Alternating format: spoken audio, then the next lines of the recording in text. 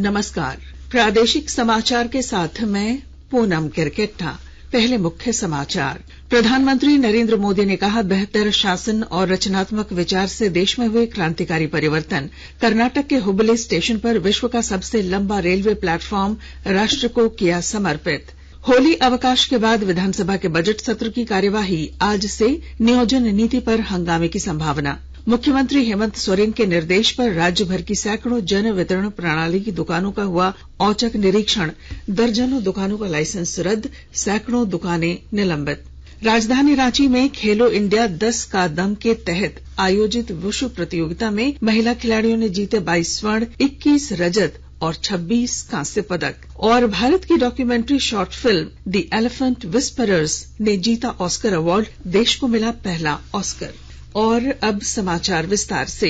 प्रधानमंत्री नरेंद्र मोदी ने 850 करोड़ रुपए की लागत से विकसित आईआईटी धारवाड़ का नया परिसर कल राष्ट्र को समर्पित किया है। उन्होंने विश्व के सबसे लंबे रेलवे प्लेटफॉर्म का हुबली में उद्घाटन भी किया। प्रधानमंत्री ने हॉस्पेट हुबली तिनाई घाट के विद्युतीकरण और हॉस्पेट स्टेशन परियोजना भी राष्ट्र को समर्पित की। हुबली धारवाड़ में स्मार्ट सिटी कार्यक्रम के तहत प्रधानमंत्री ने 520 करोड़ रुपए की विभिन्न परियोजनाओं का शुभारंभ किया। इस अवसर पर प्रधानमंत्री ने कहा कि केंद्र और राज्य में डबल इंजन की सरकार से कर्नाटक में समृद्धि आई है। प्रधानमंत्री ने कहा कि पिछली सरकारें शिलान्यास कर भूल जाती थीं, केवल राजनीतिक लाभ के लिए घोषणाएं की जाती थीं। श्री मोदी ने कहा कि आईआईटी धारवाड़ परिसर की आधारशिला उन्होंने ही रखी थी और आज उन्होंने ही इसका उद्घाटन किया। उन्होंने कहा कि बेहतर शासन और रचनात्मक विचार से क्रांतिकारी परिवर्तन हुए हैं। पिछले 9 वर्षों में देश में अखिल भारतीय आयुर्विज्ञान संस्थान 3 गुना हो गए हैं। आईआईएम और आईआईटी की संख्या भी बढ़ी है। संसद के बजट सत्र का दूसरा भाग आज से शुरू होगा। सत्र के दूसरे चरण में कुल 17 बैठकें होंगी और यह अगले महीने की 6 तारीख तक जारी रहेगा। बजट सत्र 1 महीने के लंबे अवकाश के बाद फिर से शुरू होगा। होली के अवकाश के बाद आज से झारखंड विधानसभा के बजट सत्र की कार्यवाही फिर से शुरू होगी। विभिन्न मुद्दों को लेकर सदन के हंगामेदार होने की संभावना है। बजट पेश होने के अगले दिन विपक्ष ने नियोजन नीति को लेकर सदन की कार्यवाही के दौरान हंगामा किया था। आज भी इस मुद्दे पर विपक्ष मुख्यमंत्री से जवाब के लिए दबाव बना सकता है। राज्य के सभी प्रखंडों में जल्द ही पशुओं के लिए एम्बुलेंस सेवा शुरू की जाएगी। इसकी शुरुआत दुमका जिले से होगी। यह जानकारी राज्य के कृषि एवं पशुपालन मंत्री बादल ने कल दुमका में दी। उन्होंने कहा कि राज्य सरकार पशुपालकों की समस्याओं को लेकर चिंतित है। किसानों की समस्याओं को दूर करने के लिए राज्य में केंद्र सरकार की मदद से पशु एम्बुलेंस सेवा शुरू करने की योजना बनाई गई है।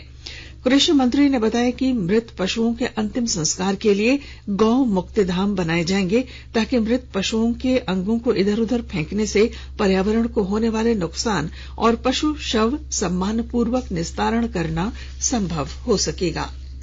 झारखंड प्रदेश कांग्रेस कमेटी के आह्वान पर आज राजभवन घेराव की तैयारियां पार्टी की विभिन्न जिला कमेटियों ने पूरी कर ली हैं। कांग्रेस की सभी जिला इकाइयों से काफी संख्या में कार्यकर्ताओं को रांची पहुंचने के लिए कहा गया है। राजभवन का घेराव केंद्र की आर्थिक नीतियों और महंगाई के विरोध में किया जा रहा है। हजारीबाग की तविशी बख्शी ने मुंबई में आयोजित लैक्मे फैशन वीक में शामिल होकर झारखंड का मान बढ़ाया है। ब्यौरे के साथ हमारे संवाददाता। यह पूरे झारखंड के लिए गौरव का पल है कि हजारीबाग की बेटी तविशी बख्शी ने मुंबई के जियो वर्ल्ड गार्डन में आयोजित लैक्मे फैशन वीक 2023 में बतौर ड्रेस डिजाइनर शामिल होने का मौका मिला। पहले ही दिन 9 मार्च को देश भर के प्रख्यात फैशन डिजाइन संस्था के चुनिंदे 6 छात्रों ने उनकी बनाई पोशाक पहनकर रैंप वॉक किया। खुद फैशन डिजाइनर तविशी ने बॉलीवुड की मशहूर अभिनेत्री नेहा धूपिया के साथ रैंप वॉक किया। तविशी बख्शी ने बातचीत में कहा कि उन्हें बड़ा प्लेटफॉर्म मिला है। तविशी हजारीबाग के तरंग ग्रुप से जुड़ी हुई है। गौरव प्रकाश, आकाशवाणी समाचार, हजारीबाग। आकाशवाणी के ताजा तरीन समाचारों के लिए आप हमारी वेबसाइट newsonair.com पर लॉग ऑन कर सकते हैं।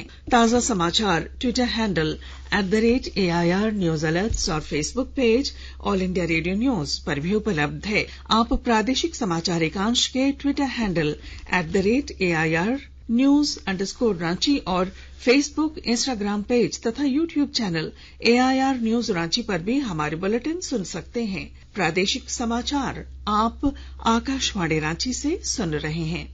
मुख्यमंत्री हेमंत सोरेन के निर्देश पर कल राज्यभर के सैकड़ों PDS दुकानों का औचक निरीक्षण किया गया। इस दौरान गड़बड़ी पाए जाने पर दर्जनों दुकानों का लाइसेंस रद्द कर दिया गया, जबकि सैकड़ों दुकानें निलंबित कर दी गईं। जन वितरण प्रणाली की दुकानों का औचक निरीक्षण जिला स्तर पर नियुक्त पदाधिकारियों द्वारा किया गया। मुख्यमंत्री कार्यालय को राज्य में संचालित 25,000 से अधिक जन वितरण प्रणाली की दुकानों में से ज्यादातर से शिकायत मिल रही थी कि सरकार द्वारा आवंटित राशन सामग्री की मात्रा के अनुसार लाभुकों के बीच वितरण नहीं किया जा रहा है। इसके बाद मुख्यमंत्री ने जांच का आदेश दिया।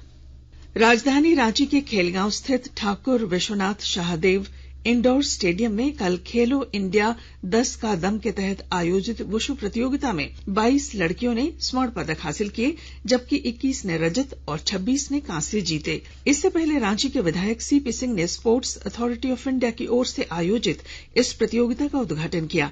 इस दौरान उन्होंने कहा कि लड़कियां अबला नहीं सबला हैं, सभी खेलों को और बढ़ें और अपने लक्ष्य को प्राप्त करें। विमेन प्रीमियर लीग क्रिकेट में आज दिल्ली कैपिटल्स का मुकाबला रॉयल चैलेंजर्स बेंगलुरु से होगा। यह मैच मुंबई के DY पाटिल स्टेडियम में शाम 7:30 बजे से खेला जाएगा। इधर प्रतियोगिता में कल रात मुंबई इंडियंस ने UP वॉरियर्स को 8 विकेट से हरा दिया। मुंबई की टीम ने 160 रनों का लक्ष्य 18वें ओवर में 2 विकेट खोकर हासिल कर लिया। कप्तान हरमनप्रीत कौर ने 33 गेंदों पर 53 रन की पारी खेली। भारत की documentary short film the elephant whisperers ने ऑस्कर अवार्ड जीता है। इसी के साथ देश को पहला ऑस्कर अवार्ड मिला। इस फिल्म में भारत के जंगलों की सुंदरता दिखाई गई है। इस फिल्म की कहानी 2 परित्यक्त हाथियों और उनकी देखभाल पर आधारित है। वहीं भारत की फिल्म RRR के नाटू नाटू गीत को भी ऑस्कर अवार्ड दिया गया है। इसे सर्वश्रेष्ठ मूल गीत का ऑस्कर अवार्ड मिला है। कुछ संक्षिप्त खबरें। देवघर विधानसभा क्षेत्र के 119 किसानों के बीच कृषि यांत्रिकरण प्रोत्साहन योजना के तहत कल देवघर विधायक नारायण दास ने पंप सेट का वितरण किया।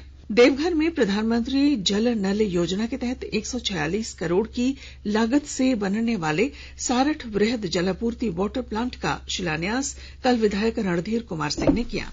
दुमका जिला प्रशासन द्वारा आज कन्वेंशन सेंटर में जल संरक्षण एवं पर्यावरण विषय पर 1 दिवसीय जागरूकता सह संवाद कार्यक्रम का आयोजन किया जा रहा है। मैग्सेसे पुरस्कार प्राप्त जल पुरुष राजेंद्र सिंह मुख्य रूप से इसमें हिस्सा लेंगे। और गोड्डा जिला नेटबॉल संघ ने गोड्डा गांधी मैदान में अंतर्राष्ट्रीय महिला दिवस सप्ताह समारोह के तहत महिला सम्मान समारोह का आयोजन कर जिले की चुनी गई सफल महिलाओं को सम्मानित किया। और अब अखबारों की सुर्खियां।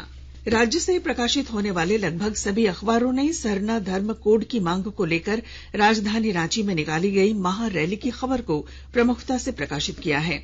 सरना धर्म कोड नहीं तो वोट नहीं शीर्षक से प्रभात खबर ने पहले पन्ने पर इसे प्रकाशित किया है। हिंदुस्तान लिखता है महारैली में बुलंद हुई सरना धर्म कोड की मांग।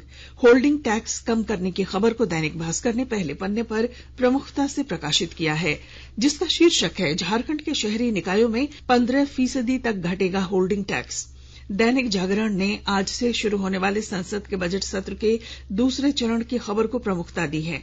अंग्रेजी अखबार द टाइम्स ऑफ इंडिया और हिंदुस्तान टाइम्स ने समलैंगिक विवाह पर केंद्र के विरोध की खबर को प्रमुखता से प्रकाशित किया है। और अब अंत में मुख्य समाचार। प्रधानमंत्री नरेंद्र मोदी ने कहा, बेहतर शासन और रचनात्मक विचार से देश में हुए क्रांतिकारी परिवर्तन। कर्नाटक के हुबली स्टेशन पर विश्व का सबसे लंबा रेलवे प्लेटफॉर्म राष्ट्र को किया समर्पित। होली अवकाश के बाद विधानसभा के बजट सत्र की कार्यवाही आज से। मुख्यमंत्री हेमंत सोरेन के निर्देश पर राज्यभर की सैकड़ों जन वितरण प्रणाली की दुकानों का हुआ औचक निरीक्षण। राजधानी रांची में खेलो इंडिया 10 का दम के तहत आयोजित वुशु प्रतियोगिता में महिला खिलाड़ियों ने जीते 22 स्वर्ण, 21 रजत और 26 कांस्य। और भारत की documentary short film the elephant whisperers ने जीता ऑस्कर अवार्ड। RRR के नाटू नाटू गीत को भी मिला ऑस्कर। और इसके साथ ही आकाशवाणी रांची से प्रादेशिक समाचार का ये बुलेटिन समाप्त हुआ। नमस्कार।